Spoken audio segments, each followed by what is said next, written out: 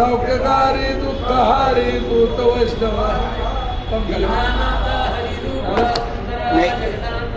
पाताल देवता हंसा भव्य सिंदूर देवता लोकनाथा जगन्नाथा प्राणनाथा पुरातना पुण्यवंता पुण्यशीला पावना परितोषका भजाचे उत्तरी बाहो आदेशे लोटला काळाची काळ रुद्राची देवता गावती भय ब्रह्मांडी माये नवावळे दंत पंचके नेत्रांगी कालिया काळा गुरुडे काठियापुरे रुचते गुरुडे माता कीटी कुंडले बरी सुवर्णकडी काजोली घंटाकी कीर्तना सगारे पर्वताळे साने विकास सटपाग प्रभरांग बाका मोडे महाविष्णू देव कोटीच्या कोटी उड्डाणे देवाने उत्तरेकडे मंत्रांनी साऱ्या रोड हे वाटणावळे आडला मागती देला आगा गेला मनोगती मनाची टाकले मागे गतीची जुळणाते अडोबाजोरी ब्रह्मांडा एवढा होत जाते दयाची तुळना कोडे पेरुमंता नकाकुटे ब्रह्मांडा होते वेडे वंद्र दयाची तुळना कैसी ब्रह्मांडी महाभारत आरक्षले तिरे डोळा लागले वाढता वाढता वाढे नैलाने वसुरते समुद्रे पावनी रुपविद्यादी तोत्रवाडे गमनिया भूगडे सबंधादी रोगजादी समते नासकी तूटती कीर्तानंदेवी ये रहा 15 सोगी लाभली सुंदरी दृढ देवरे सर्वेहो संख्या चंद्रकाती रामदासी करुण कपिलासी रामरूपी अंतरात्मा दर्शने दोषनाशती दर्शने दोषनाशती दर्शने दोषनाशती गुरुर्ब्रह्मा गुरुर्विष्णु गुरुर्देवो महेश्वरा गुरुर्साक्षात् परब्रह्म तस्मै श्री गुरवे नमः अवधूत चिंतन श्री गुरुदेव दत्त श्री गुरुदेव दत्त श्री गुरुदेव अनंत कोटी ब्रह्मांड नायक राजाधिराज गाणगापुर निवासी भगवान की दिगंबरा दिगंबरा श्रीपाद वल्लभ दिगंबरा दिगंबरा दिगंबरा श्रीपाद वल्लभ दिगंबरा श्रीपाद वल्लभ दिगंबरा श्रीपाद वल्लभ दिगंबरा दिगंबरा दिगंबरा श्रीपाद वल्लभ दिगंबरा दिगंबरा दिगंबरा श्रीपाद वल्लभ दिगंबरा दिगंबरा दिगंबरा श्रीपाद वल्लभ दिगंबरा दिगंबरा दिगंबरा श्रीपाद वल्लभ दिगंबरा अवधूत चिंतन श्री गुरुदेव दत्त श्री गुरुदेव दत्त श्री गुरुदेव दत्त। आज सदशिष्याने सद्गुरूला केलेला प्रश्न, महाराज आत्मज्ञान झालेले पुरुष व्यवहारात उतरले तर व्यवहारात यश मिळतं का? आत्मज्ञानी पुरुष व्यवहारात उतरले तर व्यवहारात यश मिळतं का?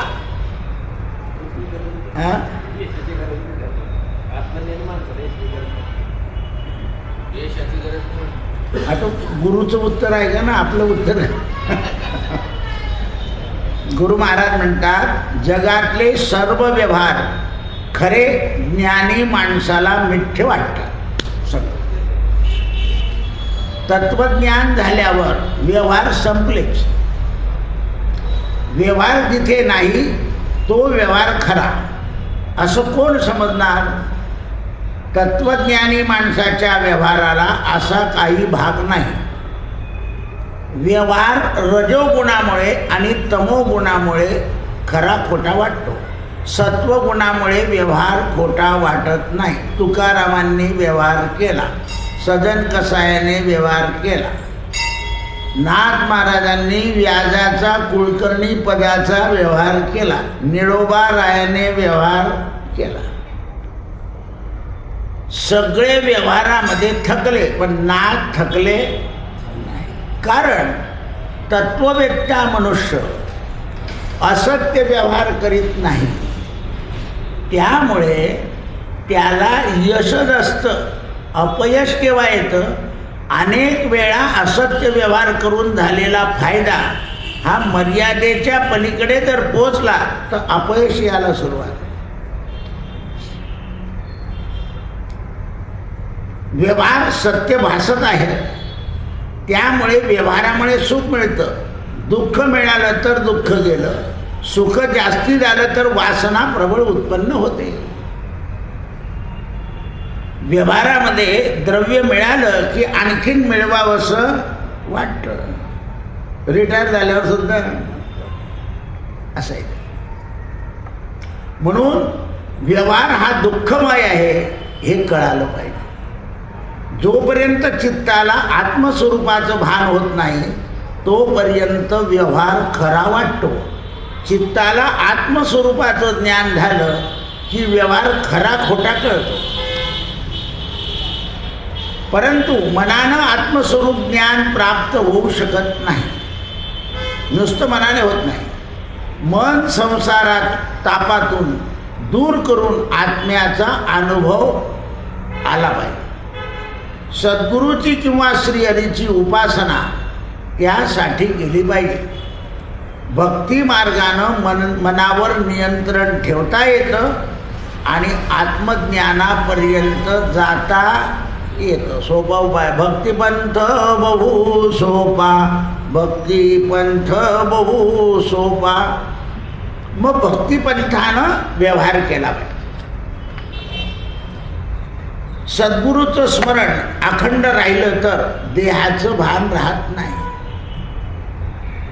आणि देहाचं भान नसलं की व्यवहार खरा आणि खोटा उरत नाही. महाराज, आता हा प्रश्न अगदी आपल्या जवळचा आहे. उपासना पक्की झाली असं केव्हा म्हणता येईल? काही लोक असं विचारतात, बाबा माझी प्रगती कुठपर्यंत आली, प्रगती कुठपर्यंत आली असं विचारतात. शास्त्रकार सांगतात मनातला संभ्रम सगळा दूर झाला पाहिजे. मनाचा संभ्रम दूर करण्याकरता ईश्वरी उपासनेकडे अखंड लक्ष ठेवलं. ईश्वरी उपासनेकडे लक्ष ठेवल्याशिवाय आपल्याला पक्की उपासना झाली असं म्हणता येणार नाही. आज जब कंटाळालाय उद्या डबल करून टाकू नाही. देह जावो अथवा राहो, पांडुरंगी दृढ भाव. म्हणून मी उपासना करतो अशी कर्तृत्व भावना नष्ट झाली. परमात्मा उपासना घडवून घेतो, त्याची कृपा झाली म्हणजे उपासना करून मरण येतं. उपासनेचं कर्तृत्व मनातून काढलं पाहिजे. मी उपासना करणार आहे तोपर्यंत ती उपासना पक्की आहे असं म्हणायचं. मी हरिपाठ झाल्याशिवाय जेवत नाही म्हटलं बोल नको. साडू आला की गेली उपासना. म्हणून काही लोक लग्नात जाताना तर 10-15 मिनिटाशी गायब होऊन जातं कुठेतरी. कुठे गेले तोपर्यंत तो आपलं कुठेतरी जागा पाहतो. काय करत होते? जरा चक्कर येत होते असं आहे. कारण कावळ गुरुजन म्हटलं उपासना तू दोन याला का उपासना करणार? आम्ही काय अरे वाढणं बी उपासना आहे ना असे अक्कल जीवनामध्ये आपलं नथू हो. तर याकरता दुसरं कोणाला सांगायचं नाही की मला उपासना करायची. आपण आपला संधी. म्हणून प्रल्हादाने सांगितली की मी भक्ती करीत नाही, हृदयस्थ परमात्मा करतो आणि त्याच्या इच्छेने भजन होतं. आतून आवाज येतो मला. हे खरं ज्ञान आहे. भक्तीच्या भूमिकेवर असून सुद्धा प्रल्हादाला कर्तृत्व मान्य नव्हतं. उपासना मार्गात आपण लागलो आहोत हेही सद्गुरूच्या कृपेनंच आहे, जी आपल्याला पाहत मी सद्गुरू भजन मंडळ खूप आहे जळगावमध्ये. याला अध्यक्ष बनलो, त्याला अध्यक्ष, इतक्या भानगडी करता, खोटे व्यवहार करायला लावते, खोटे अमुक छान. त्याने सद्गुरूची कृपा करतोय ना एक माणूस, त्याच्या मागे सगळ्यांनी करा. तो नसला आपण करत नाही, माझाच सही शिक्का पाहिजे, अशा भानगडी आहे. म्हणून उपासना मार्गाला आपण लागलो आहोत तेही सद्गुरूची कृपा आहे. उपासना भक्ती हातून घडते आहे. ही बुद्धी अंतःकरणात निरंतर ठेवून उपासना केली पाहिजे. निरंतर ही उपासना झालीच पाहिजे. उपासनेला दृढ चालवावे आणि भूदेव संतासी सदा नमावे. महाराज मनाला पूर्ण शांती केव्हा लाभेल? पहा प्रश्न कसे आहे. म्हणजे प्रश्न करणारा PhD आहे आणि सद्गुरू बिना PhDचे आहे.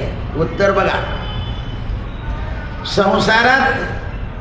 संसारातून मन बाजूला झालं की वित्तभरम सुटतो आणि मन ईश्वराच्या ठिकाणी लावलं तरच शांती मिळते.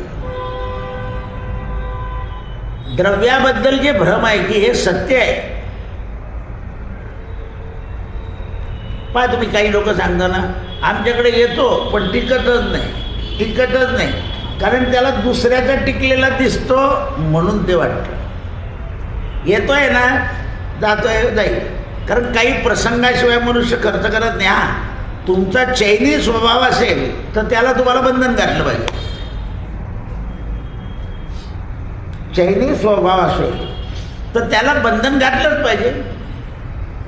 आपण जर चैनी स्वभावाला बंधन नाही घातलं तर मात्र वित्याकरता मनुष्याला भटकंती, भ्रमंती आणि चिंतित राहावं लागतं. आता बघा, सरकार योजना करत आहे, गरीबाला 5 लाखापर्यंत आरोग्य सेवा मोफत. सरकारची योजना चाललेली आहे. पण आपल्याला खरंच आजार झाला,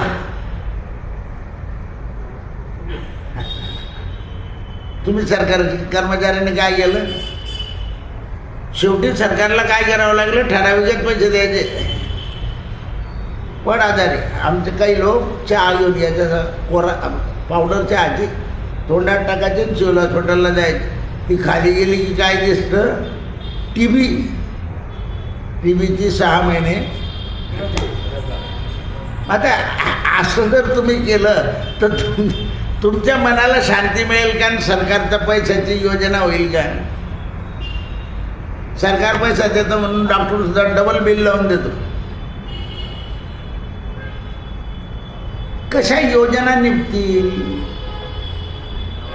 योग्य ते कर्म केलं गेलं तर अर्थव्यवस्था ही नीट राहते. पहा काही लोक काय करतात, डॉक्टरने लिहून दिलेल्या गोळ्या निम्मे आणतात आणि फरक पडले तर नंतर निम्मे आणतात. जर त्याने फरक पडला डॉक्टर दुसरा लिहून देतो आणि त्या मेडिकलवाल्या लिहिलं एकदा विकलेला माल परत घेतला जाणार. म्हणजे काय झालं? पुन्हा आणावा लागला तर तो जातो आणि पुन्हा घेऊन येतो. पण एकदम सगळे आणत नाही. आम्ही तर करून देईन वारंवार. अशा किती. मग सज्जन लोकांनी काय केलं होतं, तुमच्या घरातलं मेडिकल उरलं असेल तर इथे टाकून जा. असे खोके लागले होते पूर्वी या कोरोनाच्या आधी. पण त्या लोकांना रिकामपणच होईना. ते खोकतच भरून बाहेर पडायचे औषधं. शेवटी त्याची मुदत संपली की फेकून द्यायचे. कारण ते करणं सुद्धा कठीण आहे. मग याकरता काय केलं पाहिजे? तर त्रास झाला तरी चालेल पण निम्म घ्यायचं आणि निम्म नंतर घ्यायचं. पूर्वीचे लोक असं करायचे, थांबले कामापुरतं हे मग नंतर पाहू. कारण त्यांना लक्ष्मीपासून अशांती नको होती. आपण काय करतो, अशांती निर्माण करून देतो, अशांती निर्माण करतो. शंकराला हलहल विष दिलं, परवाही सांगितलं मी. शंकराने हलहल विष प्यायलं आणि तोंडाने राम म्हटलं. त्या विषाचा परिणाम कोणाच्या अंगावर झाला? हा, नाम नीलांबुजम श्यामम. शंकराला काही त्रास झाला का? हा, नीलांबुज श्यामम. चांगलं गोरं अंग असलेलं निळं होऊन गेलं. कोणामुळे? शिष्यामुळे. शिष्यामुळे, विषामुळे नाही. शिष्याला त्रास होऊ नये त्यांनी राम म्हटलं, ते तिकडे चाललं गेलं. म्हणून तर राम म्हणायला सांगितलं. मग आता उद्यापासून कावळे गुरुजीने असं करायचं, ठेचा खायचा राम. शंकरानं जगाच्या कल्याणाकरता विष प्राशन केलं, मुद्दा लक्षात ठेवा. आपण स्वतःच्या इंद्रियांकरता ठेचा खाऊ. फरक काय आहे? असं आहे. म्हणून ते म्हणतात संसारातून मन हे बाजूला झाल्याशिवाय शांती मिळणार नाही. भावना मनामध्ये शत्रू मित्र अनुकूल प्रतिकूल असं काही राहत नाही. मनाला कितीही त्रास झाला तरी मनावर परिणाम होत नाही. कोणाच्या? भक्ताच्या. मग मन शांतच राहत नाही. जोवर मनात अहंकार आहे तोपर्यंत राग द्वेष विकार मनातच येणार. म्हणून अहंकारामुळे संसार होतो. म्हणून हा अहंकार गेला की मन शांत. म्हणून महात्म्यांची कृपा झाली तर संसार बाजूला होतो. महात्म्यांची कृपा नाही झाली तर संसार बाजूला होत नाही, चित्त स्थिर राहत नाही. ईश्वराची कृपा झाली की चित्त स्थिर होतं आणि आनंदच. मग काय मिळायचं ते?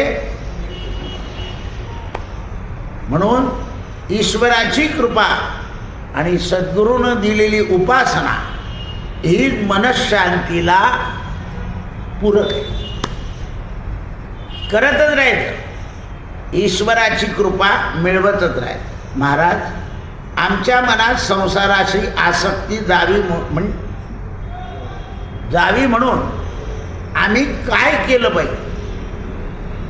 त्यासाठी महात्म्यांचा सहवास उपयोगी आहे. वर्षातून काही काळ का होईना अशा ज्ञानी माणसाचा सहवास घेतला पाहिजे. सतत त्यांचं अनुसंधान करायला पाहिजे, म्हणजे चिंतन करायला पाहिजे. ज्ञानी महात्म्यांचं मन कसं झालेलं आहे तेवढं आपलं मन होईल का नाही असंच मनात ठेवायचं आणि उपासना करायचं. नाथ महाराजांनी काय अभंग लिहिला आहे? ते मन निष्ठुर का केले जे दयेने पूर्ण भरले, ते मन निष्ठुर का केले. म्हणजे कोणाला? प्रल्हादाला दिले ते मन निष्ठुर का केले. जे प्रल्हादाला दिलं तुम्ही ते मन मला का नाही दिलं? जे दयेने पूर्ण भरले. पण दया सुद्धा कोणावर आणि कशी करावी हे ठरलेलं आहे. आपल्या भारतामध्ये सारखी दया करतात. महाराणा प्रतापावर किती लोकांनी स्वाऱ्या केल्या, त्याने प्रत्येक वेळा दया केली म्हणून शेवटी फसून गेला. पहिल्याच वेळा तर. म्हणून क्षत्रियाने दया जास्ती भानगडीत पडायचं नाही. आपण काय करतो? कोणालाही उपाय. शेतकरी क्षत्रिय हा जो आहे ना तो दयावान नसावा. त्यावर त्याने सारखी दया केली. शिवाजीराजांनी दया केली का? ये भेट.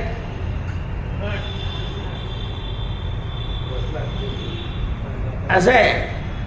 तू सुरा मारतो का? मी आतडे काढतो. म्हणून राज्य स्थापन झालं. दया धर्म का मूल आहे, पण ब्राह्मणाला व्यापाऱ्यांनी सगळ्यांवर दया केली की घेऊन जाय भाऊ, आनंद देशील तेव्हा दया देशील, तर पुन्हा माल आणायला पैसेच भेटणार नाही. म्हणून त्याची दया काय, खराब माल जास्ती भावात विकायचं नाही, ही त्याची दया. क्षत्रियाची दया का, निर्बल जे लोक आहेत त्यांचं रक्षण करणं ही त्याची दया. कोणाला कुठे दया करावी हे लक्षात नाही. दुसऱ्याला देऊन देणं म्हणजे दया का, नाही. दया धर्म का मूल आहे, पण क्षत्रियाचा धर्म काय. अर्जुनाच्या मनात दया आली की जाऊ द्या, कशाला मारता आपले नातेवाईक आहे, याला झाला का उठणं, हे कळत नाही. आईने मुलीवर दया केली किंवा बाई कशी बी नाक कापलती. कोणी कुठे दया करायची आणि कशी करायची हे समजलं. हां, तुम्ही पायी चालताय, एखादा गरीब बिचारा त्याला पाय जळताय, चप्पल देऊन द्या घरी पायी, ती दया चालेल, ती दया चालेल ना. दयाचा वापर नीट केला पाहिजे, धर्माचा वापर नीट केला पाहिजे, कर्म नीट झालं पाहिजे, तेव्हा माणसाला शांती मिळते. म्हणून ज्ञानी माणसांचा सहभाग घेतला पाहिजे, अनुसंधान राखलं पाहिजे. त्यांच्या मनात संसाराबद्दल पूर्ण उपेक्षा कशी आहे, संसार त्यांच्या मनात नाहीच का, संसारातून मन मोकळं झालं आहे का आणि ईश्वराच्या ठिकाणी स्थिर आहे का, संसाराबद्दल कसलीच आसक्ती मनात नाही, त्यांच्या जवळ विरक्ती आहे, अशांच्या जवळ चिंतन केलं पाहिजे. संसाराचे भान आहे नाही नाही. जेवढं चिंतन होईल तेवढं आपलं मन संसारातून अलिप्त होतं. म्हणजे यांचं चिंतन करायचं, या लोकांचं चिंतनाची जोडी हाच लाभ घडोघडी. पहा तुम्ही, राजांच्या वेळात जेवढे स्वामिनिष्ठ लोक होते तेवढ्यांचं चरित्र वाचलं की आपल्याला वाटतं की काय, आधी लग्न कोणाचं, साधी गोष्ट नाही. आपण तर लग्न नसताना लग्नाची पत्रिका जोडून देतो.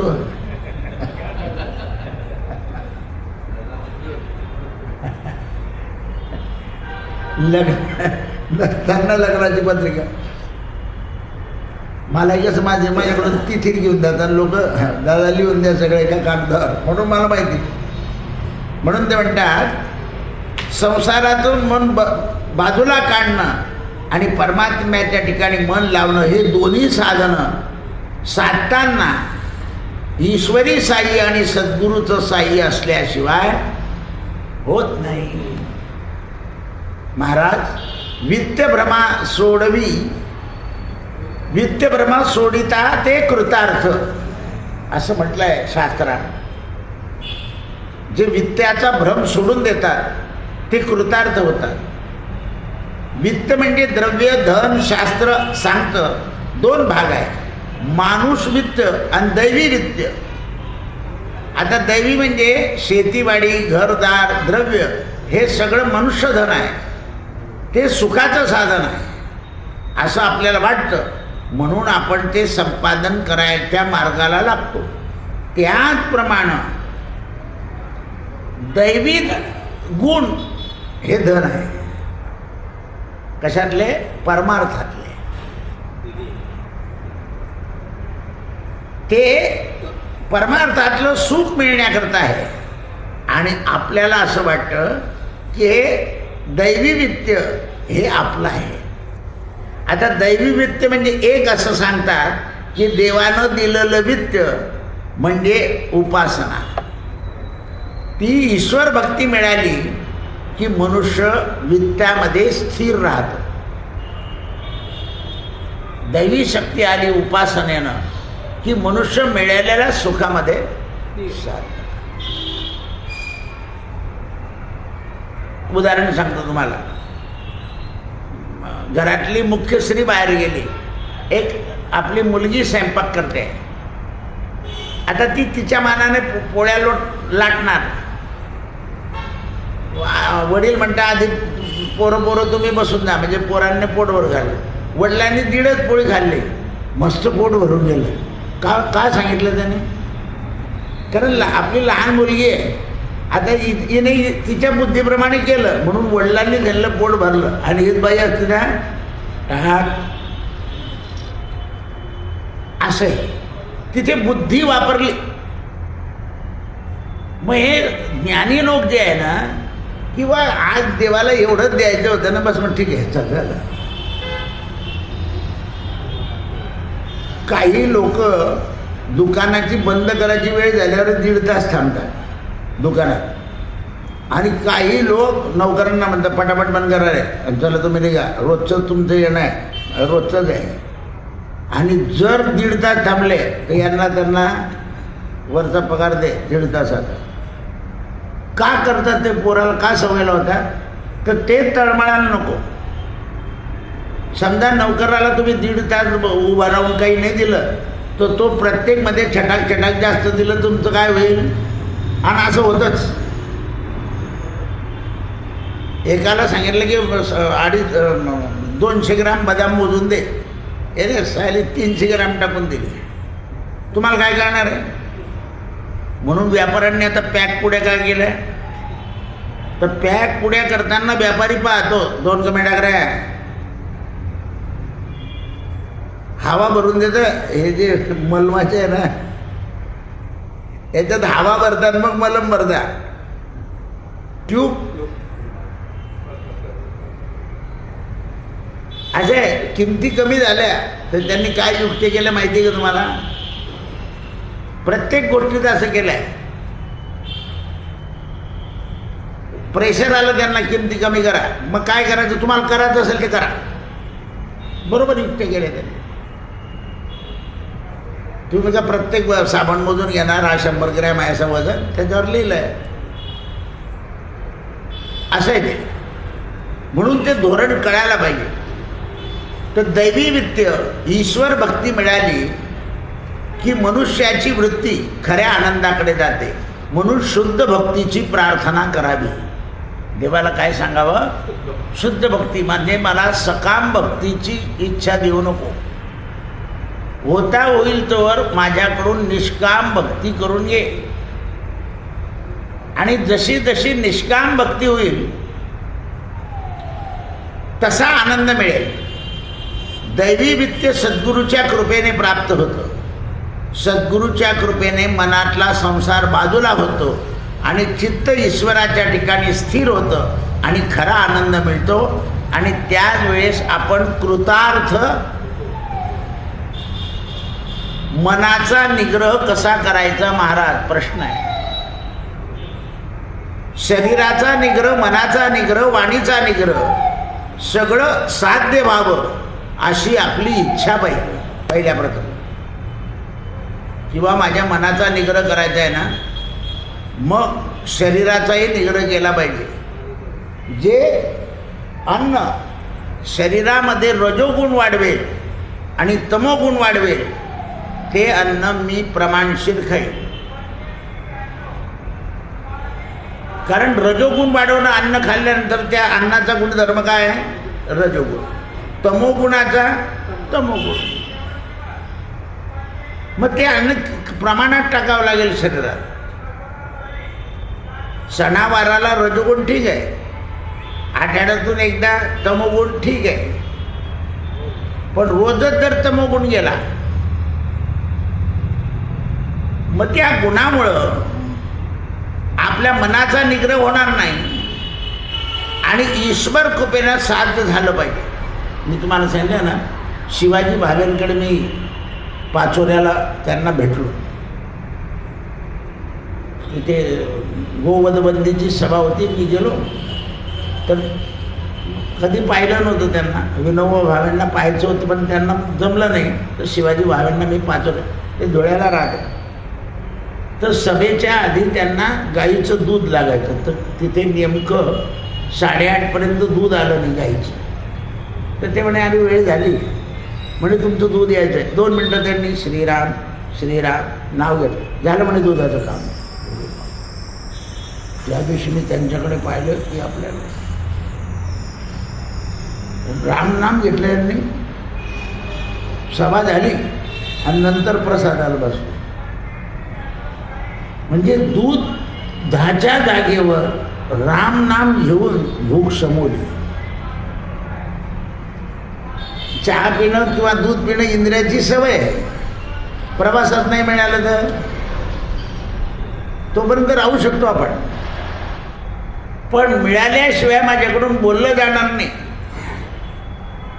वय झालं असेल तर गोष्ट वेगळी, पण एकदा बरेच लोकांचं वय झालं तरी ते वळण अंगी असतं, कारण नाम घेतलंय मी. म्हणजे तहान आणि भूक इथे सुद्धा नामाचा उपयोग करता येत संत. आणि म्हणून स्वतःचं निरीक्षण ठेवलं पाहिजे. मी चांगलं वागतो का चुकीचं वागतो, अशी सुधारणा होईल. आणि मग प्रयत्नाने मनाचा निग्रह होऊन जाईल की पक्का आहे. महाराज धर्माने वागलं तर जीवनात सुख मिळतं असं शास्त्र सांगतं. न्यायानं धर्मानं वागणारे सुखी होतो असं महाभारतात सांगितलं आहे. कौरव अधर्माने वागले, अन्यायाने वागले म्हणून राजसत्ता, संपत्ती, सुख गेलं आणि दुःख भोगलं. न्यायाने वागले म्हणून वनवासात पांडव सुखी राहिले, दुःखातही समाधानी राहिले. आणि एवढंच नाही तर परमात्मा त्यांच्याजवळ राहिले. द्वारकेचा राणा पांडवा घरी. धर्म सोडला नाही म्हणून कृष्ण भक्ती घडली पांडवांना. विपरीत परिस्थितीत सुद्धा कृष्ण भक्ती घडली. आपण काय म्हणतो, देवा जरा हात मोकळा कर म्हणजे तुला रंगाचा डबा आणून देईन. हात मोकळा करा ते. म्हणून असं काहीच सांगू नये देवाला. असलं तर द्यावं, नाही तर देवाला असं हे करू नये. अशा कल्पना नाही करायच्या. असलं तर द्या. ते एक आजी होती ना आपल्याकडे, भंडारा व्हायचं भागवतामध्ये. ती म्हणे, दादा आमच्यासारख्याला असं कसं करायला मिळेल भंडारा, पण आपल्याकडे पिठलंच असतं. म्हटलं आजी तुला करायचं आहे का?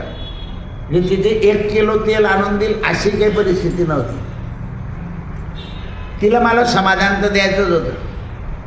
म्हटलं बाय याच्यामध्ये एक गोष्ट टाकली की सगळ्यांच्या तोंडात जाईल. नाही काय म्हणे मोजकं सांगतो बरं, माझं तेवढे पैसे नाही. म्हटलं 1 किलो मिठाची पुडी घेऊन ये, आपण पिठल्यात टाकू, सगळ्यांच्या तोंडात जाईल की नाही. 1 किलो मिठामध्ये बरोबर 10 किलोचं पिठलं झालं. बरं, पण म्हणे दादा मीठ दान दिल्यावर पुण्य भेटेल का? म्हातारीचा प्रश्न तयारच होता. तुला काय करायचं, ते मीठ सगळ्यांच्या तोंडात, समजा पिठल्यात मीठ नाही टाकलं तर चव येईल का? म्हटलं म्हणे नाही. मग तुझं मीठ सगळ्यांच्या तोंडाला चव देईल म्हणजे तुला पुण्य. म्हातारीकडून याला पाठवलं तो, तेव्हा माझ्याजवळ कोण होता तो, त्याला म्हटलं डायरेक्ट आजीचं 1 किलो टाटा मीठ घेऊन ये. किती रुपयात काम झालं? 5 रुपयात. सगळ्यांच्या पोटात जाईल. आनंद होऊन याला. आणखी ज्याला जास्त लागत होतं त्याच्या पानावर बी वाढलं. कारण गरिबाला सुद्धा अशी कल्पना होती. त्याच्याकरता एक कथा होती. एक विद्वान ब्राह्मण होता, त्याने काशीला 2 पोरं पाठवले. विद्वान होऊन आले, मला 1 रुपयामध्ये घर लख्ख करून दाखवा. एका मुलाने काय केलं, खिडक्या दरवाजे उघडून दिले. म्हणलं झालं म्हणे सूर्यप्रकाश आला. एक मुलगा म्हणाला हा सूर्यप्रकाश म्हणजे आपण कृती. त्याने 1 रुपयाच्या पंत्या घेतल्या, घरामध्ये 4ही बाजूला 4 पंत्या लावून दिल्या, तेल टाकून दिवा लावून दिला. बापाने ज्याने दिवा लावून दिला त्याला बक्षीस दिलं. का? ज्ञान असं आहे, गोष्ट इतकीशी आहे, पण त्याने तेवढ्या रुपयामध्ये याने तो रुपया बाजूला ठेवून घेतला, खिडक्या उघडून दिल्यानं. म्हणजे कृती करून ज्ञान केलं, प्रकाश दिला घरभर. असं ज्ञान. ज्ञान प्रकाश असा आहे की माणसाच्या चित्त, मन, बुद्धीत फरक पडून टाकतो. आणि अज्ञान असं आहे, सगळे दरवाजे बंद ठेवतो. सगळे दरवाजे बंद ठेवतात अज्ञान. ज्ञानच असं आहे की सगळे दरवाजे खोलून देतात. म्हणून देवीची एक स्तुती आहे, ज्ञानिनाम भक्तिते तसाम देवीम भगवती सा. तर याच्याजवळ किती मागितलं तर त्याच्यापेक्षा खरं ज्ञान तीच देते. मारुतीराय लंकेत गेले आणि सीतेने जे ज्ञान दिलं ते घेऊन परत आले. यांनी काहीच दिलं नाही लवकर. कर काम कर काम कर काम नवविधिके दाता असं बरं जानकी माता. कुठे दिलं ज्ञान? लंकेत दिलं सीतेने. म्हणून तिथे बसायचं असतं.